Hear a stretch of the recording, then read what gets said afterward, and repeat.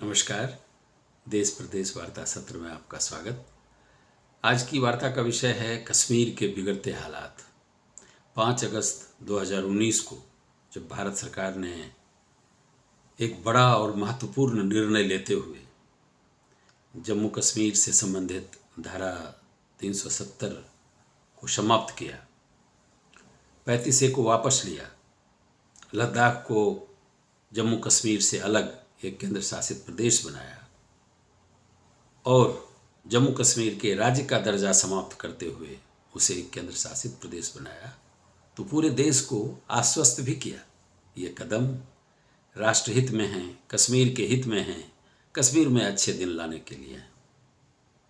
लेकिन घोषणा और उसके क्रियान्वयन के इतने दिनों बाद भी अगर हम आज कश्मीर की स्थिति पर गौर करते हैं तो ऐसा लगता है कि स्थिति बद से बदतर हो रही है। खास करके 3 दिन पूर्व जब जम्मू कश्मीर में आंदोलनरत कश्मीरी पंडितों ने सामूहिक पलायन की धमकी दी तो वो 1990 का दशक याद आया। क्या आज कश्मीर में उसकी पुनरावृत्ति हो रही है? जो समाचार मीडिया के माध्यम से, अखबार समाचार पत्रों के माध्यम से आ रहे हैं, उससे ये बात ऐसा लग रहा है कि कश्मीर से, घाटी से कश्मीरी पंडितों का पलायन का सिलसिला किसी न किसी रूप में शुरू हो रहा है। आज पुलिस उनको पलायन को रोकने के लिए, कश्मीरी पंडितों को रोकने के लिए आमादा है। उनके निवास स्थानों को घेर करके रखा गया है कि वो बाहर न चले जाएं।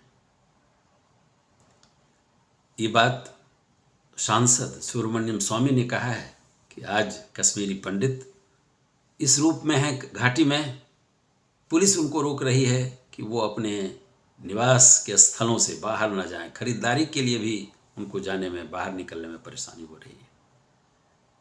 ये कश्मीर के हालात का एक बड़ा सच है।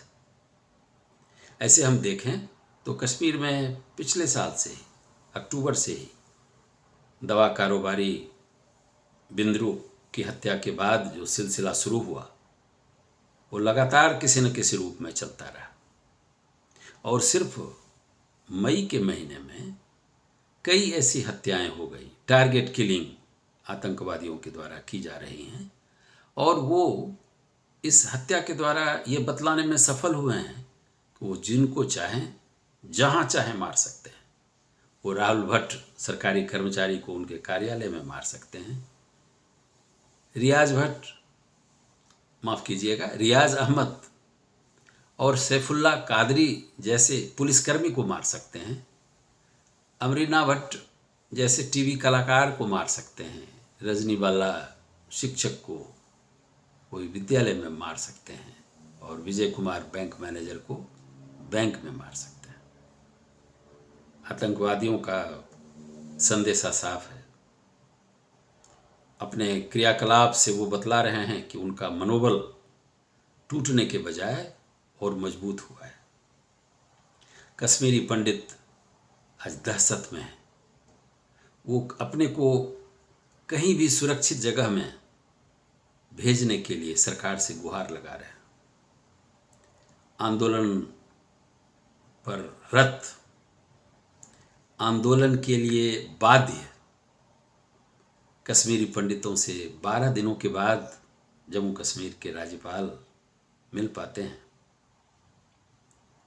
और आश्वस्त करने के साथ साथ इस बात को स्वीकार भी करते हैं कि कश्मीर में आतंकवाद किस रूप में कारगर हो रहा है।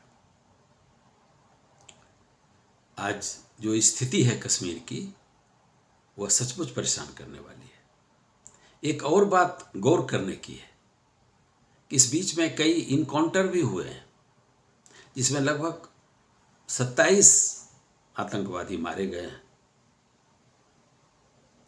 गौर करने की बात है, चिंता करने वाली बात है कि ये 27 में से ही 20 स्थानीय हैं वो कोई बाहर से नहीं आ गए कश्मीर हत्या करने के लिए, वो कश्मीरी हैं। ये बात परेशान करने वाली है। ऐसा लगता है कि जनता का एक हिस्सा कहीं इस आंदोलन से आतंकवाद के साथ तो नहीं खड़ा होने की कोशिश कर रहा है। ये बात ज़्यादा परेशान करने वाली है। कश्मीर में भारत सरकार का प्रत्यक्ष शासन है। जम्मू कश्मीर के उपराज्यपाल भारत सरकार के प्रतिनिधि के रूप में वहाँ शासन संभाल रहे हैं। फौज है, पैरामिलिट्री फोर्स है, पुलिस है, सारी व्यवस्था है। लेकिन उसके बाद भी ये घटनाएं बेखौफ हो रही हैं। इसलिए आज ज़रूरत है कि और सुरक्षा संरक्षा की व्यवस्था के साथ साथ जम्मू कश्मीर में राजनीतिक पहल की जाए। जम्मू कश्मीर के राजनीतिक दलों को भी साथ लाने का प्रयास किया जाए, उनकी मीटिंग हो। भारत सरकार जम्मू कश्मीर के बारे में सोचने के लिए उन्हें भी इस विचार गोष्ठी में निर्णय लेने में शामिल करे। जम्मू कश्मीर के आम लोगों की बुनियादी सुविधाएं बहाल हों, चाहे वो शिक्षा संबंधित बातें हों या स्वास्थ्य संबंधित बातें हों। जम्मू कश्मीर में बेरोजगारी तेजी से बढ़ी है, खास करके कोविड-19 के समय में। बेरोजगारों को रोजगार देने के लिए प्राथमिकता से कार्यक्रम चलाए जाए। जम्मू कश्मीर में राजनीतिक प्रक्रिया के तहत वहाँ की विधानसभा के चुनाव के लिए कार्यक्रमों की घोषणा की जाए और इस योजना के तहत, इस घोषणा के तहत उसका सही क्रियान्वयन भी हो। इन बातों की आज बहुत सख्त ज़रूरत लगती है। कश्मीर में अधिकतम लोग, ज़्यादातर लोग भारत पक्षी रहे हैं। अगर वो नहीं होते तो कश्मीर का विलय भारत में नहीं होता। हम 47 से की बात कर रहे हैं। उसके बाद भी आतंकवादियों की कोशिश, पृथकतावादियों की कोशिश, लगातार कोशिश के बाद भी कश्मीर का बहुमत भारत के पक्ष में रहा। पूरे देश को, भारत को अपना देश मानता रहा। आज इस बात के लिए कोशिश करने की ज़रूरत है कि ऐसे लोग जो ऐसे विचार के हैं, भारत पक्षी हैं, तटस्थ भी हैं, वो अपनी समझ और भावना को और मजबूत करें और कश्मीर को भारत का एक अभिन्न अंग पहले की तरह मानते रहें।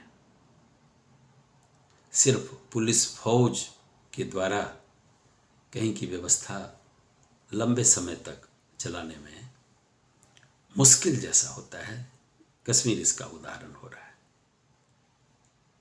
इन बातों पर आज नए रूप में विचार करने की जरूरत है।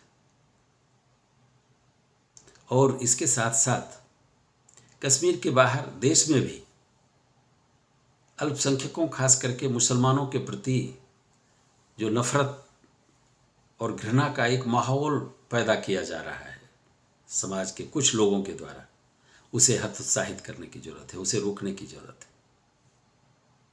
इन घटनाओं का निश्चित रूप से कश्मीर की स्थिति को सामान्य बनाने में असर होगा। इस वीडियो में इतना ही। अगर ये आपको ठीक लगा तो आप इसे लाइक करें, चैनल को सब्सक्राइब करें। धन्यवाद।